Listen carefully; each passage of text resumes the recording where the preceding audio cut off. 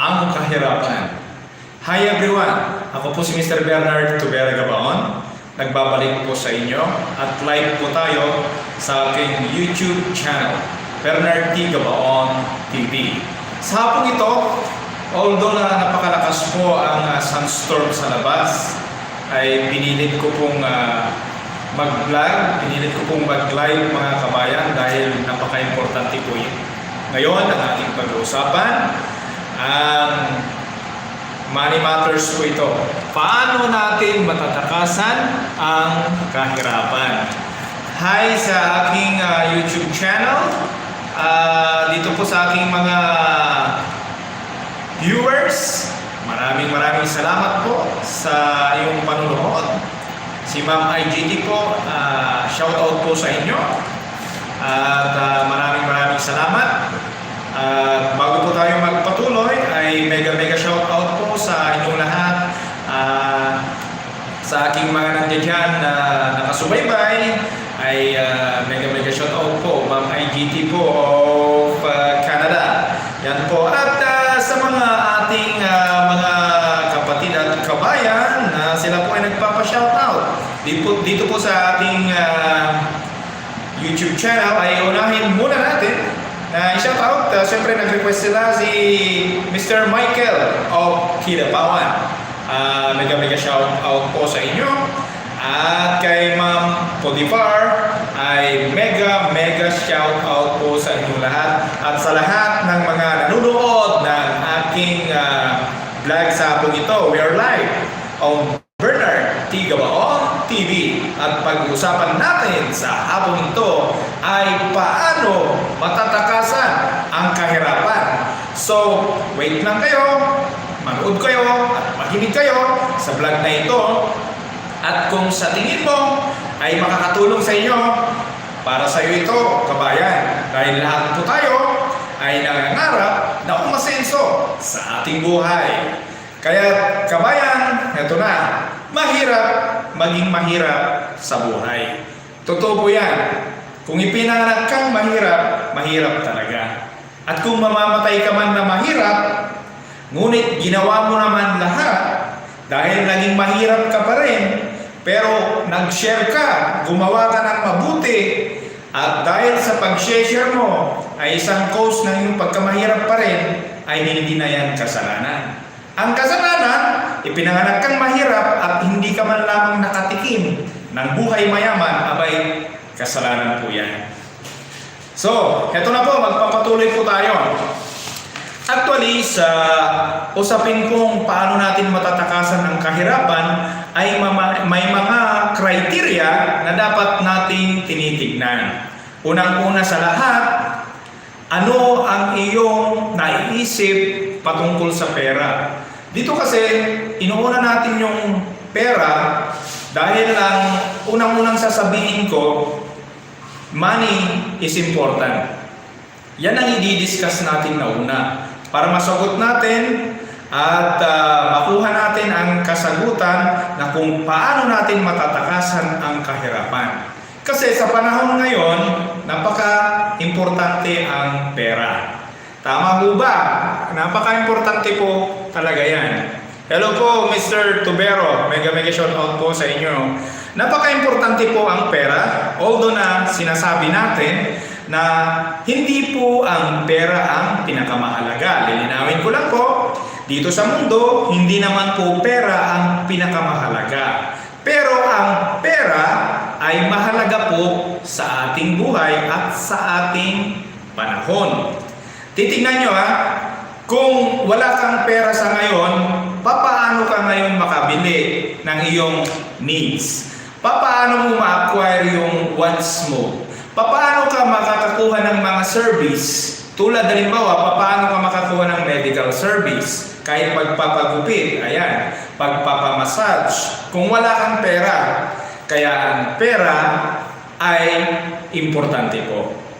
Yan ang unang-unang tignan natin.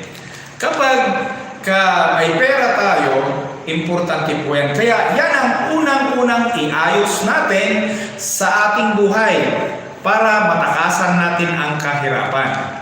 Dahil alam naman natin, ito po, alam natin na tayo sa mundo dahil gusto natin mag-exist na may purpose, may katuturan ang ating buhay. Hindi naman po nabubuhay tayo dahil lang sa pera. Hindi po. Tandaan niyo po ito. Ang tao ay nabubuhay o ang tao ay kumakain upang mabuhay, ngunit hindi lamang nabubuhay para kumain. So, let me explain. Ang ibig kong sabihin, itong pera na ito ay kinailangan nating pahalagahan, at pag sinabi nating pahalagahan, ang mga pera, kung meron tayong pera, ay kinakailangan isaayos mo. Bigyan mo, uutusan mo ang pera. Huwag yung pera po ang mag-uutos sa atin. Dahil hindi po maganda yan. Kapag pera pong nag-uutos sa atin, ibang usapan po yun. Kailangan marunong po tayong humawak ng pera. Kaya ang pera ay napaka-importante. There is a saying na sinasabi nila na you work hard for your wants in order to satisfy what you needs. Tama ba yan? Sa akin, tama yun. Hindi po masamang mangarap at nagtratrabaho ka ng maayos at inaayos mo kung saan napupunta ang iyong pera. Kaya nga, work hard for your wants in order to satisfy your needs. Ayan.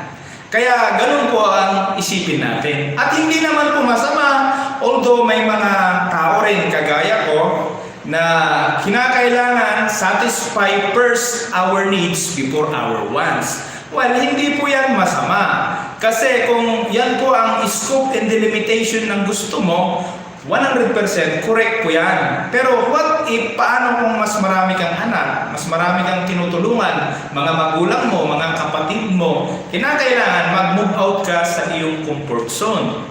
Kaya nga, babalik tayo sa sinabi ko na work hard for your wants before so to satisfy your needs.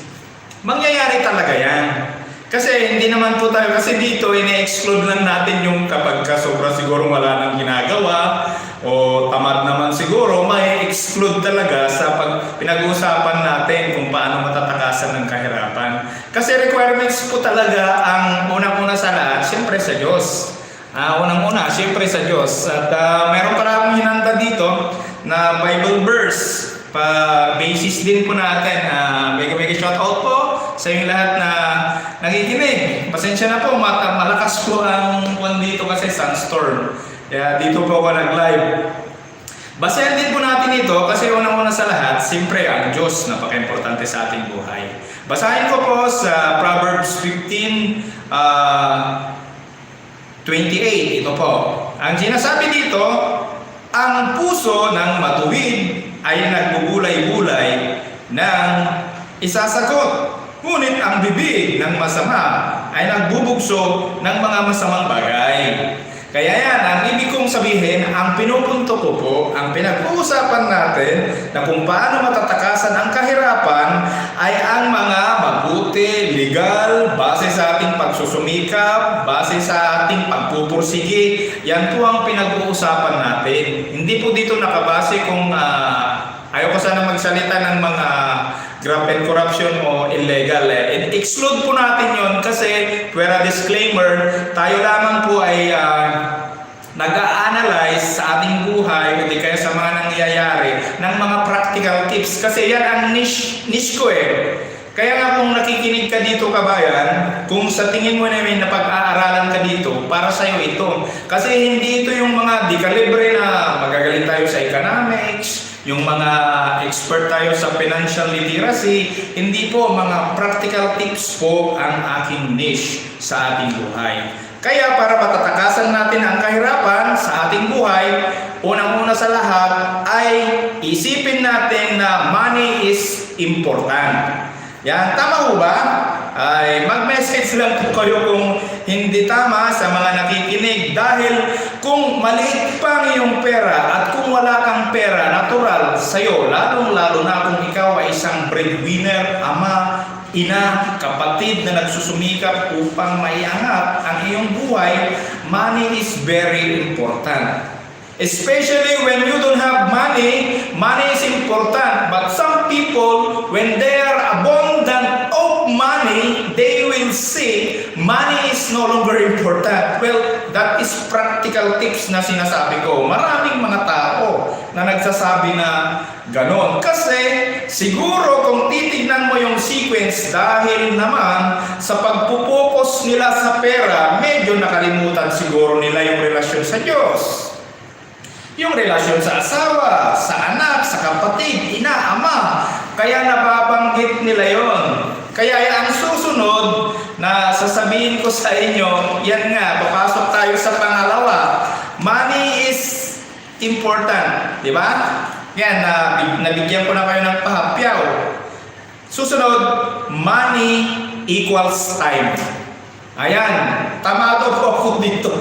Kasi OFW po ako mga kabayan. Sa lahat ng mga kapwa ko OFW, mega shout out po sa inyo lahat po ha. Hindi na po kayong mapangalanan lahat. Lalo na dito sa Bernard T. Gabaon Channel TV Community. Mega shout out po sa inyong lahat. At dito pinag-uusapan natin kung paano natin matatakasan ang kahirapan. Inuulit ko po, ang mga niche ko, ang mga sinasabi ko ay mga practical tips po lamang na observation ko sa ibang tao at saka sa aking sarili. Basehan ko nito, practical tips po ito na I do believe na nakakatulong po sa atin. So una sa lahat, yung money is important ay kailangan kabisaduhin mo yan, kabayan, para matakasan natin ang kahirapan. At pangalawa, ito na yung pag-uusapan natin. Money equals time. Yan, napaka-importante po. Kaya mga kabayan, kung tayo po ay isang OFW o nalalayo sa pamilya, pahalagahan po natin yung perang kinikita natin para mas mabilis tayong umuwi kung mayroon tayong ipon. Pag na-target natin yung counterpart ng income dito kung let's say sumasahod tayo ng mga, sabihin na natin nagpapadala tayo ng 40,000 monthly at medyo matagal-tagal ka na dito sa abroad o kahit 30,000 yung pinapadala mo at sa palagay mo ay napatapos mo ng yung mga anak o di kayo nag-aaral pa yung iba, hindi man tayo para-peras ng sitwasyon, magtabi po tayo ng ating kinikita para mas madali po tayong umuwi kasi importante rin po naman yung relasyon natin sa ating mga anak. Money equals time.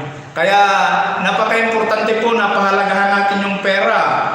Kada sumasahod tayo, magtabi tayo. At pag may natabi na tayo, utusan natin yung pera. Hyperkinetic words lang po yun. Pag sinabing utusan, iplano mo kung saan mapupunta ang iyong pera. Ano bang plano mo sa pera mo?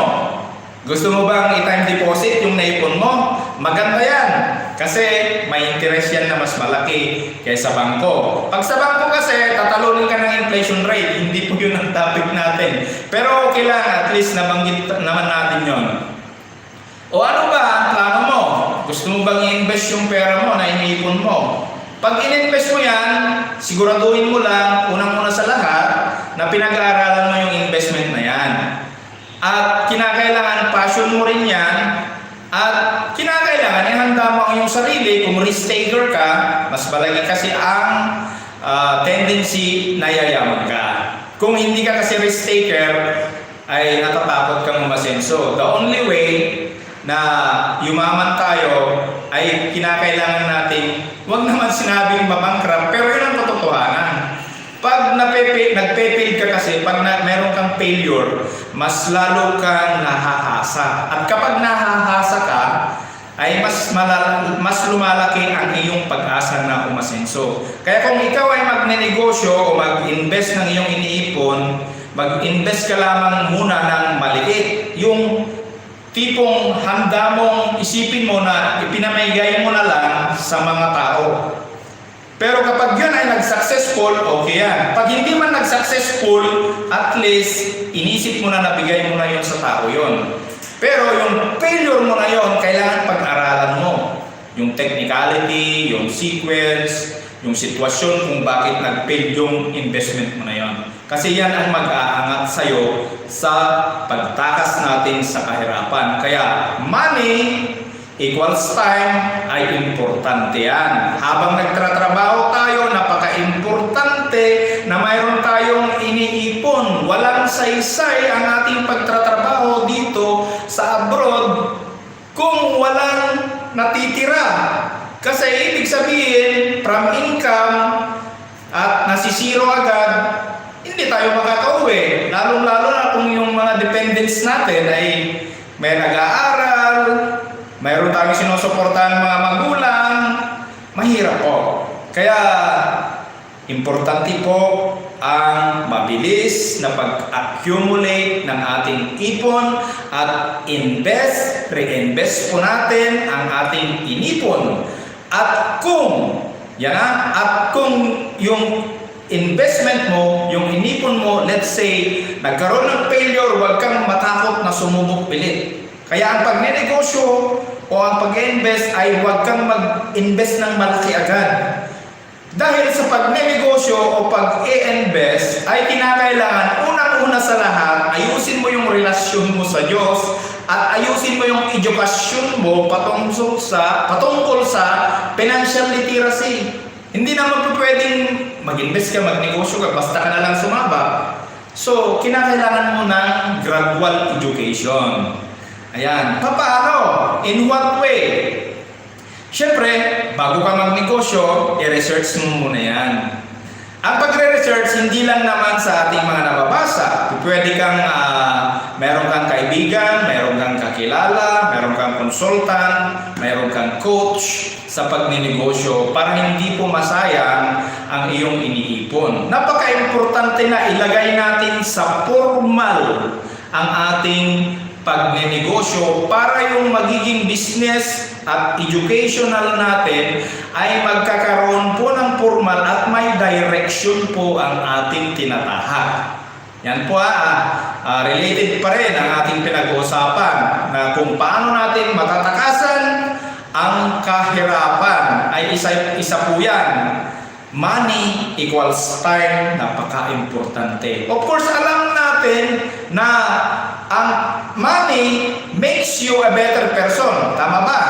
Tama po yan. Money makes you a better person. How? Siyempre, kapag may pera ka, pag iprinoprograma mo ang iyong pera, siyempre, mayroon sa Panginoon, mayroon ka sa pamilya mo, mayroon ka sa pansarili mo, mayroon ka sa kung anong gusto mong tulungan. Halimbawa, yung pamangkin mo, hindi kayang mag-aral. Kung meron kang pera, meron kang magandang relasyon sa Diyos at management ng pera mo, siyempre, makakapag-share ka sa iyong mga gustong pag-sharean. Kaya, money makes you a better person. Huwag po nating i-define. Kaya, unang-una pa lamang sa lahat, nagbasa na po tayo ng parte ng Bible para yun ang basehan natin. Pinagbubulay-bulayan po natin ang ating buhay. Pinagbubulay-bulayan po natin ng maayos kung paano natin ibabudget ang pera natin, na income natin. Hindi yung kung nagkapera ka, o saan dito, saan doon. Kaya, ang isang final o isang bottom line dito, bibigyan kita ng example. Mayroon isang tao, ito, atin lang itong obserbasyon po. Pwede mong isipin. Nanalo ng loto. Nung nanalo siya ng loto, milyon-milyon ang kanyang napanalo ng pera. Wala pang 2 taon dahil hindi siya marunong, una sa lahat, walang relasyon sa Diyos. Pangalawa, hindi siya marunong mag-budget. Hanggang namulubi siya, nawalan siya ng pera. Tinalo siya ng nagbebenta ng balot. Yung nagbebenta ng balot, kumikita lang yun ng puyat na siya, 450 sa isang gabi. Pero yung nagbebenta ng balot, nakakaipon ng 150 pesos sa isang araw. Makalipas ang 2 taon, yung nanalo ng milyon-milyon na pera sa loto, wala na siyang pera. At yung nagbebenta ng balot, napalago niya hanggang lumaki ng lumaki, hanggang nag-success siya sa negosyo. Ayan po, napaka-importante po na malaman natin kung paano humawak ng pera. Money equals time. Money is important. I'm not saying that money alone can give us our success to life. But I am saying money is important. You know guys, whatever the people thinking of you is not a reflection. It's not your reflection. It is their reflection. Kasi kung ano man ang naiisip nila sa'yo, hindi yun ang reflection mo. Yun ang reflection nila. Kasi people say is a matter of us. Ibig kong sabihin, pag ni-reverse mo yun, kahit ano man ang sasabihin nila sa'yo sa iyong buhay, basta alam mo na legal ang iyong ginagawa, makadiyos ang iyong ginagawa, kahit nagpupulot ka pa ng basura dyan, na nagbebenta, mangangalakal ka, magsasaka ka, kahit ano pang yung pinagkakitaan, legal at malinis, hindi importante ang sinasabi ng tao. Ang mahalaga, kumikita ka ng pera, lalo kung hinahangaan yung mga ibang tao na kahit ganong kahirap, ganong kababa ang kanilang pinagkukunan ng income, na nakapagtatabi, mayroong pagmamahal sa kanilang anak, na kahit ano lamang ang kanilang income ay nakakapag-share pa sila sa kanilang mga magulang. Kaya napaka-importante po na malaman natin yan para matakasan natin ang kahirapan na ito. Napaka-importante po kasi kabayan na matakasan natin ang kahirapan na ito. Kasi kailangan natin gawin. So, ito po yung pangatlo kabayan. Ang pangatlo, napaka-importante din po ito. Lahat naman po tayo ay kinakailangan nating magsumikap, di ho ba? Kaya ang pangatlo, money is value. Ayan. Ang pera ay mahalaga. Mayroong kahalagahan sa ating buhay. Tingnan mo ito yung isang tao kapag nagsumikap, lalong-lalo na dyan, shout out sa mga working student dyan, at sa mga nagsusumikap na may angat ang kanilang buhay, at sa mga OFW na nagsusumikap. Halimbawa, tayo, nandito tayo sa Saudi, Kuwait, saan mang parte ng mundo, Amerika, Canada, nagsumikap ka dahil gusto mong bumili ng cellphone. Hindi naman yung greedy mo pero mayroon ka kasing pera na itinatabi, gusto mong bilhin yung magandang cellphone na yon. Dahil sa iniisip mo ang value ng cellphone na yon, kapag nabili mo yon, at iniisip mo, gagamitin yung ng anak mo na pang-research sa kanyang mga subjects, pang-research sa kanyang mga science subjects, mathematics subjects, at may regalo mo sa kanya pag-uwi mo para mapaganda yung kanyang edukasyon, value yun. Hindi yun greed. Iba kasi yung pagnanasa, iba kasi yun Ibang purpose ng pagnanasa. Binabalyo mo yung pera mo. Hindi mo binabalyo yung cellphone na yun. Binabalyo mo yung purpose ng cellphone na yun. Nagets nyo ba mga kabayan, para matakasan natin ang kahirapan? Isa yan. Money is value. At isa pa, higit sa lahat mga kabayan, itong mga tab na yung mga ganito, napakaganda po to. Binibili natin, hindi lang po natin gagamitin. Alam nyo ba na ito, binabalyo ko? Una sa lahat, dahil may Bible ako dito May Bible ako dito, napaka-importante yung Bible. At dito ko rin pinalalagay yung mga pictures ng aking pamilya, kahit sa pictures lang, ang asawa ko at mga anak ko. Yung mga importante ko pong binabasa, yung mga libro ko po, nandito. Hindi ko po tinitignan yung pera kung magkano ang pinambili ko. Binili ko ito, una sa lahat, dahil may Bible. Nandito yung mga picture ng mga anak ko.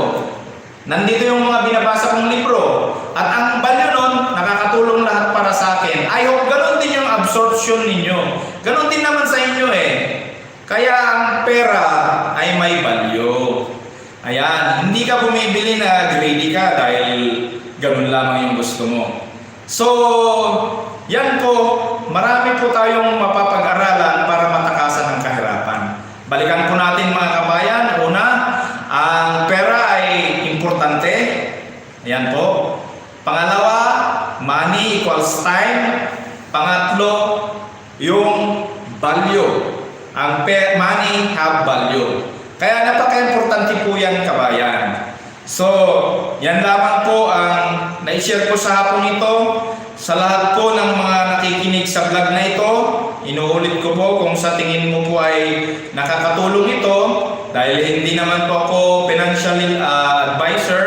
Ako po ay nag-a-analyze lamang, inuunawa ko lamang po yung mga sitwasyon sa aking sitwasyon at sitwasyon ng ibang tao, at practical tips ko lamang ang aking ibinibigay upang mapabuti po ang ating buhay. Hangad ko sa Panginoon at dalangin ko na lahat po tayo, lalong-lalo na sa mga OFW, sana po ay magtagumpay po tayo sa ating buhay, at sana darating yung araw, tamang panahon na makapag-set up tayo ng ating negosyo o investment para makapiling naman natin ang ating mga mahal sa buhay. May paramdam din natin yung pagmamahal natin sa kanila, na mayroon tayong income, na tayo'y sama-sama, tayo'y sumasamba sa Diyos at nagkakaisa, nagtutulungan at nagmamahalan. Yan lamang po ang gusto ko pong ibahagi sa inyo. Uulitin ko po, shout out po sa lahat ng aking mga subscribers at sa lahat po ng nag-view sa vlog na ito sa bansang Pilipinas. Shout out po sa inyong lahat, at sa lahat po ng mga OFW, shout out po. Ako po si Mr. Bernard Tubera Gabaon ang nagsasabi sa inyo, go negosyo, practical tips ang kailangan mo upang ikaw ay umasenso. Hatid po ito ni Kabayang Bernard T. Gabaon ang nagsasabi sa inyo, God bless you po.